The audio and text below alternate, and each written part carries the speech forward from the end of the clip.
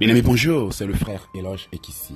Voilà, nous sommes le samedi, donc j'aimerais vous souhaiter une très bonne journée à tous et à toutes. Bien amis, vous savez que lorsque nous combattons les œuvres des forces des ténèbres, cela nous permet de nous ressourcer, de reprendre notre place dans la vie et autres. Mais il est très important de savoir que combattre lorsque tu veux combattre les forces des ténèbres. Aujourd'hui, j'aimerais vous demander de changer maintenant de stratégie et de combattre les envoûtements cette semaine. Faisons de cette semaine une semaine où l'on combatte les envoûtements et autres, parce que il faut connaître les armes que la sorcellerie utilise pour pouvoir faire face aux œuvres de la sorcellerie. Alors, si vous voulez combattre, briser tout envoûtement qui paralyse votre vie, briser tout enchantement qui vous empêche d'avancer, briser tout sortilège qui vous empêche de progresser et briser toute malédiction qui combat votre destinée.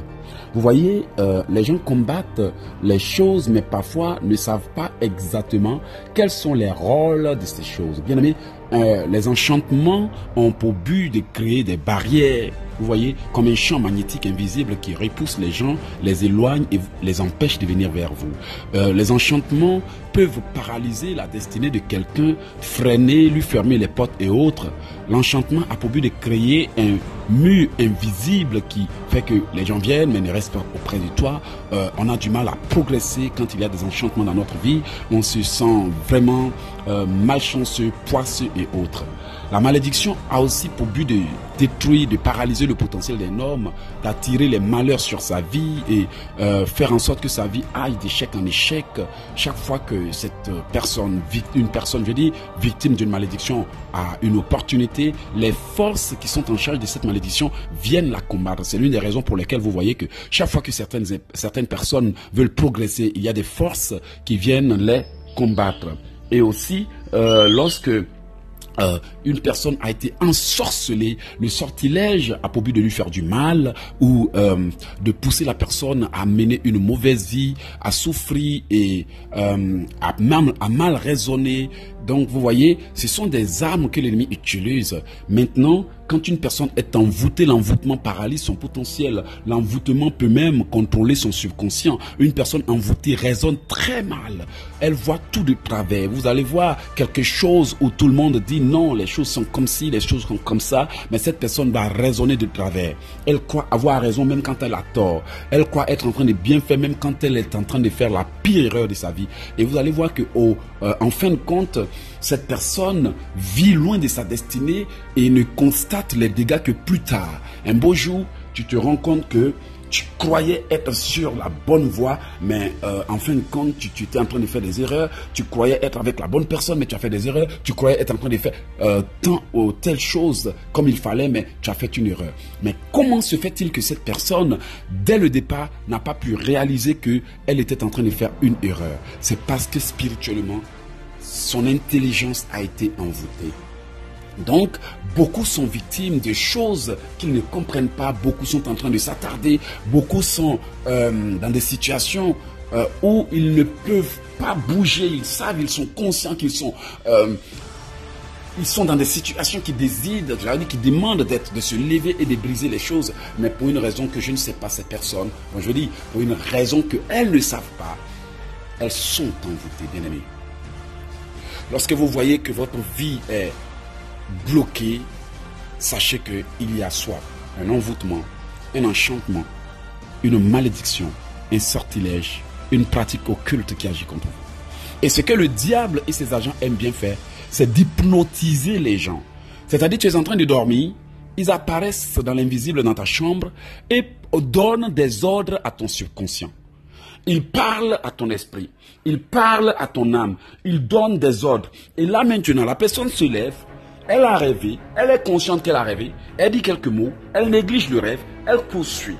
Vous allez voir que les personnes qui sont spirituellement hypnotisées, c'est-à-dire que endormies, c'est-à-dire leur âme, leur esprit ont été endormis, ont besoin de se lever. Ce sont des gens qui sont conscients de leurs problèmes et ne se lèveront pas.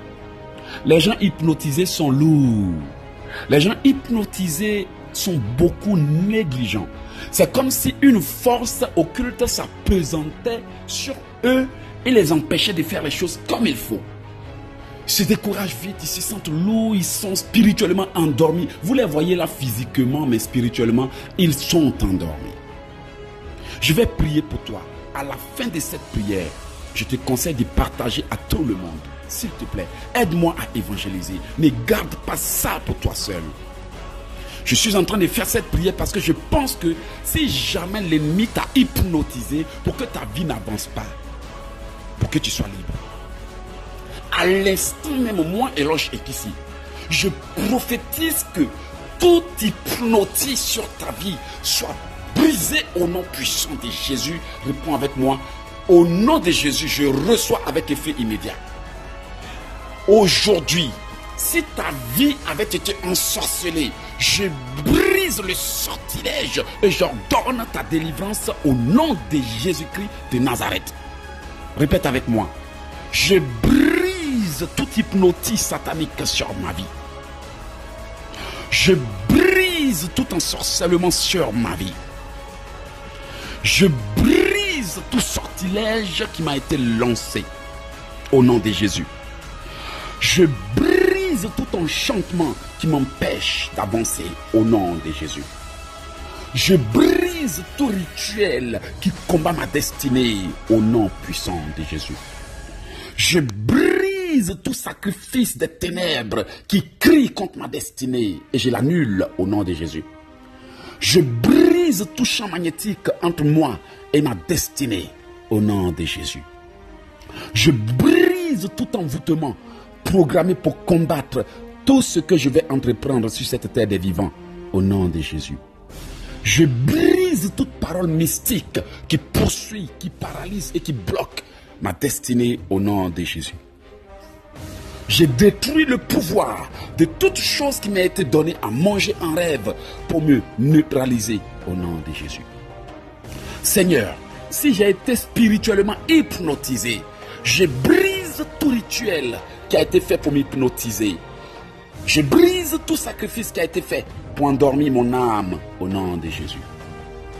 Seigneur, si j'ai été maudit, je brise la formule par laquelle j'ai été maudit au nom de Jésus.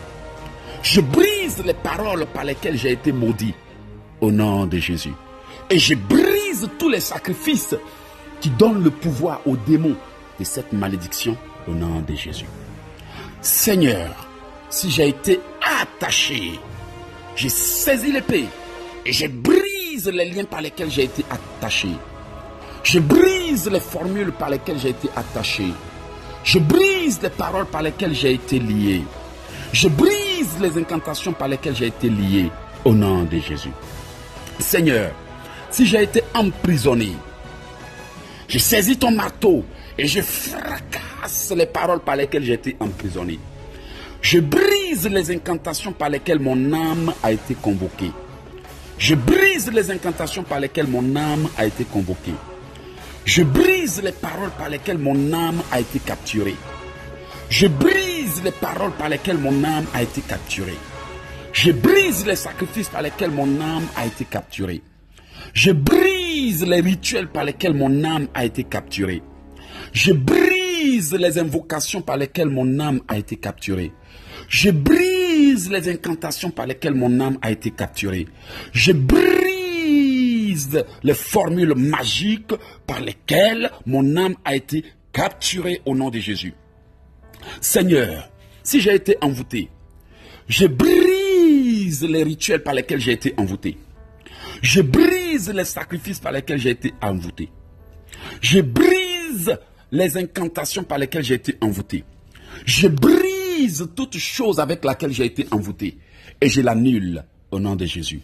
Seigneur, si j'ai reçu un ordre maléfique, je brise tout ordre qu'ils ont donné à ma vie. Je brise tout ordre qu'ils ont donné à mon âme. Je brise tout ordre qu'ils ont donné à mon mariage. Je brise toute chose que la sorcellerie m'a ordonné de faire. Je brise tout ordre qui me demande d'abandonner mes rêves.